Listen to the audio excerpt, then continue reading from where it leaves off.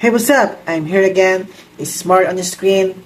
At meron akong gustong gawin na challenge. So, ano ba meron ako dito? Meron akong kamyas. So, ang challenge ko ngayon ay kumain ng kamyas. At syempre, di mawawala ang asin.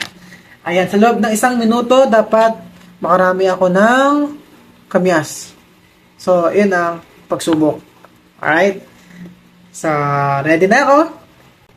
Ayan, sa loob ng 1 minute and 30 seconds. Let's go!